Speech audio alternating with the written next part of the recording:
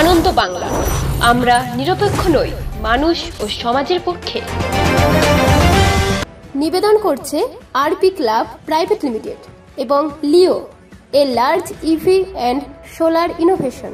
সহ নিবেদক Burdwan unitech technical institute, যে দেয় চাকরি ও ভবিষ্যতের গ্যারান্টি। সম্প্রতি বাংলাদেশে গণহত্যা, পশ্চিমবঙ্গে এক চিকিৎসকের হাসপাতাল চত্বরেই ভয়ঙ্করভাবে খুন। 1 বছর আগে যাদবপুরে স্বপ্নদীপকে ভয়ঙ্করভাবে আক্রমণ করে খুন করা হয় হোস্টেল চত্বরেই। আমাদের দেশ তথা বিশ্বের বিভিন্ন দেশে সৃজনশীল মানুষদের খুন করা হচ্ছে, পরিবেশ ধ্বংস করা হচ্ছে ভয়ঙ্করভাবে।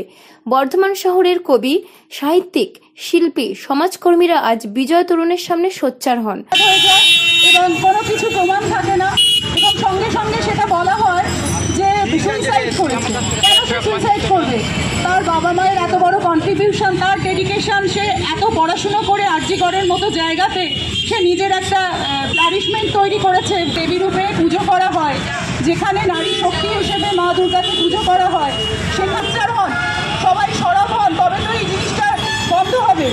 একটা ভিকটিমকে দোষী করা হয়, সে অসচেতন। কি করে বলতে পারে সেই অসচেতন? আজকে আমরা বর্ধমান শহরে যারা কবি, সাহিত্যিক, সাংবাদিক, যারা শিল্পী, সকলে মিলে সম্প্রতি যে বাংলাদেশে যে ধ্বংসলীলা, বাংলাদেশ সহ গোটা বিশ্বে যে যুদ্ধের নামে যে প্রকৃতি, পরিবেশ, মানব সভ্যতা ধ্বংস করছে, সেই ধ্বংসের বিরুদ্ধে আমরা শান্তির পক্ষে আমরা আওয়াজ তুলতে এসেছি। এবং এই সম্প্রতি আমাদের বাংলায় যে চিকিৎসক যেভাবে খুন হলো বিভৎসভাবে, তারও প্রতিবাদ করতে এসেছি। আমরা প্রত্যেকে বলছি এই প্রতিবাদে সরব হোক, কারণ যারা অন্ধকার, যারা আলোকে ঢেকে দিয়ে অন্ধকার জগৎ যারা কায়েম করতে চায়, তাদের বিরুদ্ধে সোচ্চার না হলে তাদেরকে সমর্থন করা হয়।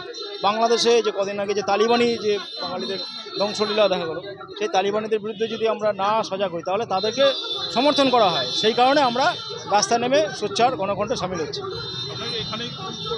হ্যাঁ, এখানে শুধু অবস্থান করে যারা আসবেন, কবি, সাহিত্যিক, যারা বর্তমানে আমরা এবং পথে যারা যাচ্ছেন প্রত্যেকেই আমরা ওয়েলকাম, যারা সবাই এসে সোচ্চার হন। পূর্ব বর্ধমান থেকে দেবাশিস ঘোষের রিপোর্ট, আনন্দ বাংলা।